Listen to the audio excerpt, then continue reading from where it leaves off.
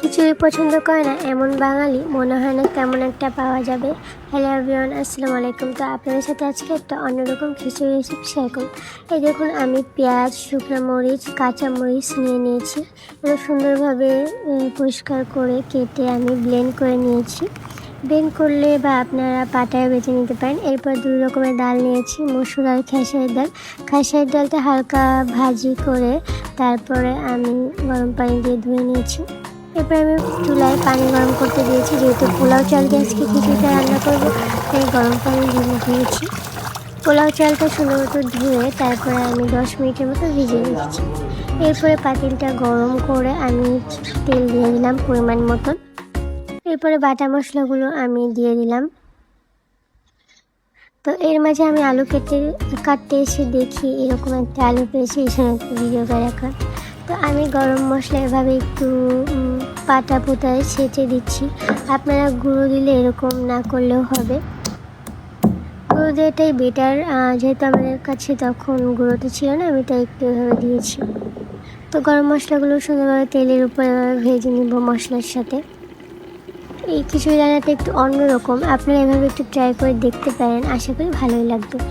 তো চলে আসুন, এবার শুকনো উপাদানগুলো নিয়ে নিয়েছি। প্রথমে নিয়ে নিয়েছি পরিমাণ মতো শুকনো মরিচের গুঁড়ো। এরপর নিব হলুদের গুঁড়ো, আমি 2-3 চামচ করে নিয়ে নিয়েছি। এরপরে নিয়ে নিলাম জিরা গুঁড়ো, আপনারা আপনাদের পরিমাণ মতো করবেন। যেহেতু আমি একটু বেশি পরিমাণে রান্না করব, পাতিল দিকেই বুঝতে পেরেছেন, তো মশলাও বেশি নিয়েছি আর কি। এরপরে আমি ধনিয়া গুঁড়ো নিয়ে নিয়েছি। একে এক উপাদানগুলো একটু মিক্স করে নিয়েছি। আপনারা একবারে পাতিলেও চামচ করে দিতেও পারেন, আমি একবার একটু নিয়ে নিয়েছি একটু পরিমাণগুলো যাতে ঠিকঠাক হয় তাই দেখার জন্য। তো মশলাগুলো খুব সুন্দরভাবে ভেজে নিব। এরপর একটা সুন্দর স্মেল চলে আসবে, তারপরে আমি ডাল দিয়ে নাড়াচাড়া করে নিচ্ছি এবং পোলাও চালটাও দিয়ে দিলাম। এরপর পোলাও চাল ডাল সুন্দরভাবে একটু মিক্সড করে ভেজে নিব। হালকা ভেজে নিলে পোলাওটা কিন্তু অনেক সুন্দর ঝুরঝুরা হয় আর কি। তো এরপরে আমি পরিমাণ মতন পানি দেব, যে পানিটা আমি গরম করেছি দেখেছেন।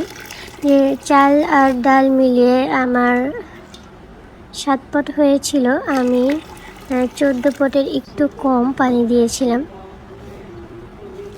তো এরপরে আমি আলুগুলো দিয়ে দিলাম হালকা একটু গরম হওয়ার পরে পানিটা। এরপর ঢাকনা দিয়ে ঢেকে দিয়েছি এবং 10 মিনিট পর উঠিয়ে দেখি এরকম অবস্থা। এরপর আমি সুন্দর করে নাড়াচাড়া করে নিয়েছি। আপনারা বাসায় ট্রাই করবেন আর কমেন্ট করে জানাবেন এভাবে রান্না করে আপনাদের কাছে কেমন লেগেছে। আল্লাহ হাফিজ সবাইকে।